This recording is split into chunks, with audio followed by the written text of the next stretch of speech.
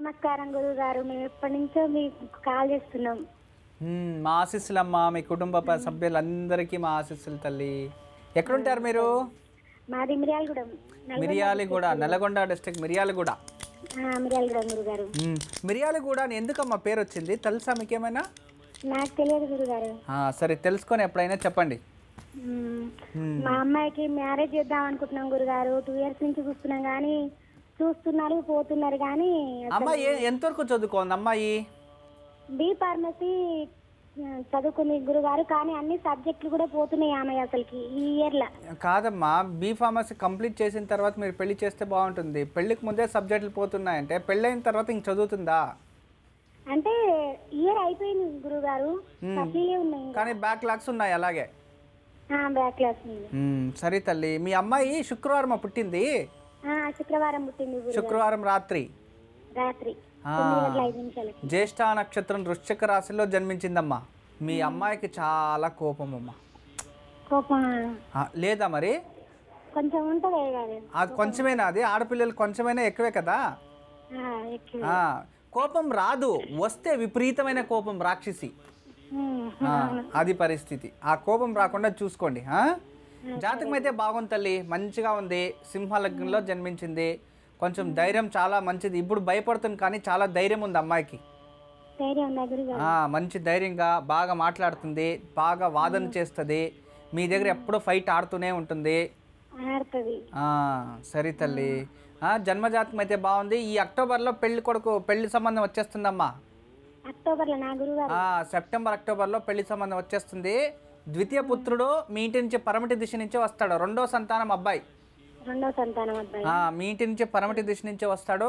ఏదో ఒక software company, IT కంపెనీలో ఇలా ఒక ఉద్యోగం చేస్తూ ఉంటాడు. మంచి వరుడే వస్తాడమ్మా.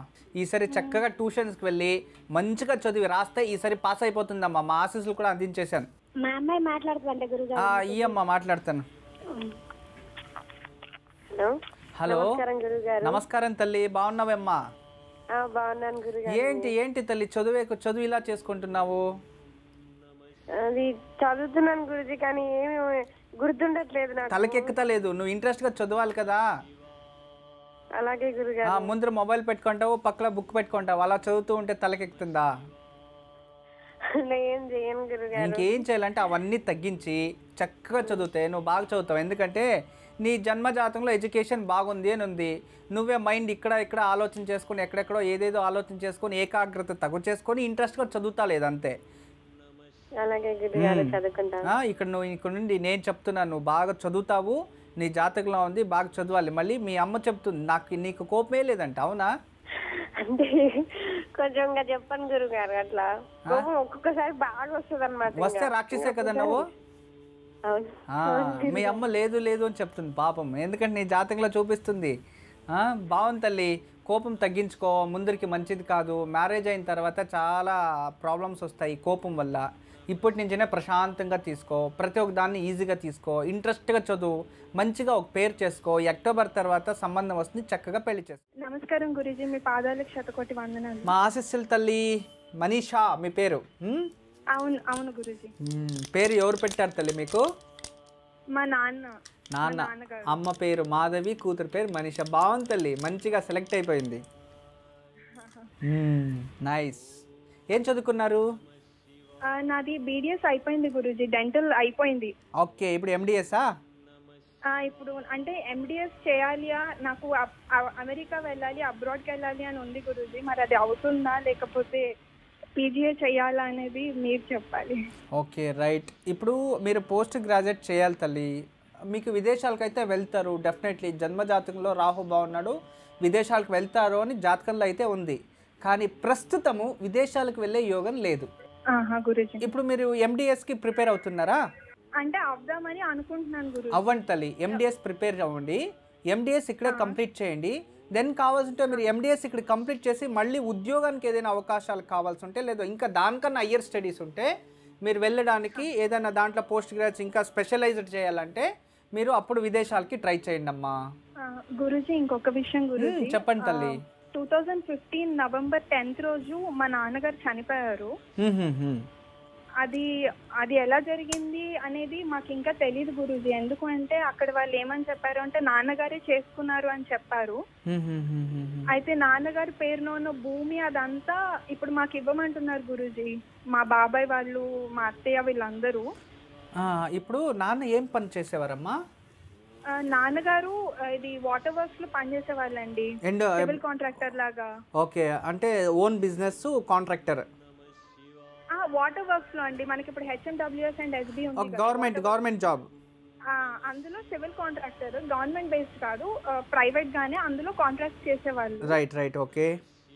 అది నాన్నగారు ఊరెళ్ళారు, వాళ్ళ అమ్మని చూడాలనిపిస్తుందని చెప్పేసి నార్మల్ గా కలిసి వస్తాను ఊర్లో పని ఉంది అని చెప్పి వెళ్ళారు గురూజీ. మర్నాడు ఉదయం మాకు ఫోన్ వచ్చింది, నాన్నగారు తనంతా తనే ఏదో చేసుకున్నారు అని. అంటే ఇప్పుడు డాక్టర్ రిపోర్ట్స్ ఏమొచ్చింది తల్లి పోస్ట్ మార్టంలో? వాళ్ళు ఒప్పుకోలేదు గురూజీ, మా బాబాయ్ వాళ్ళు ఎవరు ఒప్పుకోలేదు. మేము పోస్ట్ మార్టం అడిగాము కానీ వాళ్ళు ఎవరు ఒప్పుకోలేదు. మీరు ఎందుకు ఇట్లా చేస్తున్నారు, ఇదంతా పెద్ద ఇష్యూ చేద్దాం అనుకుంటున్నారా అని చెప్పేసి వాళ్ళు మమ్మల్ని చాలా ఇదిగా చేశారు. ఇప్పుడు నాన్నగారి పేరున ఉన్న భూమి అమ్మకి నాకు ఇవ్వమంటున్నారు గురూజీ. అసలు మీరెవరు అని చాలా ఇదిగా మాట్లాడుతున్నారు. అయితే దాని గురించి కోర్టులో కేసు కూడా ఫైల్ చేసాం గురూజీ. కానీ అది ఎన్ని రోజులు పడుతుంది, అసలు వస్తుందా రాదా అని, దానికి ఏదైనా పరిహారం ఉందా మీరు చెప్తారు అని. ఖచ్చితంగా చెప్తాను తల్లి, ఏం బాధపడకండి. ఎందుకంటే ఎప్పుడు కూడా సత్యమేవ జయతే, సత్యానికి ఎప్పుడు కాలం ఉంటుంది. ఎప్పుడైతే కోర్టు నుంచి మనకి ఏదైతే పిత్రాజిత ఆస్తి రావాలో చాలా లేట్ అవుతుంది, కానీ వస్తుంది. నేను కొన్ని పరిహారాలు చెప్తాను, అమ్మానో చేయండి, మీరు చేయండి. సరే తల్లి. ఇప్పుడు మనకి దగ్గరలో, ఇప్పుడు మీరు ఉండేది ఏరియా హైదరాబాద్లోనే ఉంటారా? హైదరాబాద్. ఓకే, మనకి చుట్టుపక్కల ఎక్కడైనా కాలభైరవ టెంపుల్ ఉంటుంది తల్లి. ఏదైనా ఓల్డ్ శివాలయం కానీ ఏదైనా పాతది ఒక అమ్మవారు దేవాలయం ఉంటే అక్కడ క్షేత్రపాలకులుగా కాలభైరవ దేవాలయం ఉంటుంది. ఓకే. ఆ కాలభైరవానికి ఏం చేయాలంటే ప్రతి మంగళవారం శనివారం 2 రోజులు ఈ పెద్ద పెద్ద కాకరకాయలు 2 తీసుకోవాలి. కాకరకాయ తెలుసు కదా, దాన్ని ఫస్ట్ లాస్ట్ ఆ కొనలు కట్ చేసేసి మధ్యలో రౌండ్గా కట్ చేసి దానిలో సెంటర్లో రౌండ్గా కట్ అయిన తర్వాత దానికి దారంలో హారంలా చేయాలి. కాకరకాయలతో ఆరం చేస్తే మనకి అప్పుడు కట్ చేసిన భాగము తెల్లగా ఉంటుంది కదా, లోపల విత్తనాలు అవి బయటికి కనబడేలా ఉంటుంది. ఇలా మీకు అర్థమైంది అనుకుంటా నేను చెప్పింది ఇప్పుడు. ఎస్, అలా కాకరకాయలో ఒక హారం చేసి కాలభైరవానికి ఆ కాకరకాయ హారము మంగళవారం శుక్రవారం ఇవ్వాలి. అదే రకంగా చిన్న కాకరకాయలు 2 తీసుకొని పైన కట్ చేసేసి లోపల ఉన్న గుజ్జన్నీ తీసేయాలి. లోపల ఉంటుంది కదా అవే మనకి, అవన్నీ తీసేస్తే పడవల్లా తయారవుతాయి. సేమ్ పడవ ఎలా ఉంటుందో అలా ఉంటుంది. పైన ఒక 30% తీసేస్తే తర్వాత అందులోకి వేప నూనె పోసి నల్ల వత్తులు దొరుకుతాయి. మనకు గంధక పూజా అంగడిలో ఎక్కడైనా అడిగితే నల్ల వత్తులు అంటే ఇస్తారు. ఆ నల్ల వత్తులు పెట్టి దీపం వెలిగించాలి. 2 కాకరకాయలతో దీపం వెలిగించాలి, చిన్న కాకరకాయలతో.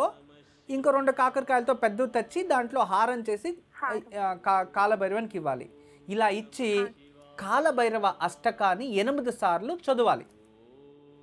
మీ అమ్మగారే చేయని ఇది. ఇలా ఒక 16 వారాలు చేసుకొని తర్వాత నెలకి అమావాస్య పౌర్ణమి అప్పుడప్పుడు ఆ కేసు మీ తరపున అయ్యి మీకు రిజల్ట్ వచ్చే వరకు అలాగే చేస్తూ ఉండండి. ఖచ్చితంగా ఏదైతే సత్యం ఉంటుందో ఏదైతే మంచిది ఉంటుందో మీకు అన్ని శుభమే జరుగుతుంది. సరేనా? తర్వాత మీరు ఎడ్యుకేషన్ కోసం మీరు అడిగారు, మీరు MDS ఇక్కడే చేయండి. తర్వాత మీరు కావాల్సింటే విదేశాలకు వెళ్తారు, తర్వాత అమ్మని తీసుకెళ్తారు, తర్వాత పెళ్లి చేసుకుందరు. ప్రతి శనివారం రోజు రావి చెట్టుకి వేప చెట్టు మన ఇంటి దగ్గరే ఉంటాయి. రావి చెట్టు వేప చెట్టుకి 16 ప్రదక్షిణలు వేసి నెయ్యి దీపం వెలిగించాలి. ప్రతి గురువారం రోజు మనకి సాయిబాబా, దత్తాత్రేయ, దక్షిణామూర్తి ఏదైనా గురు దేవాలయం ఉంటుంది.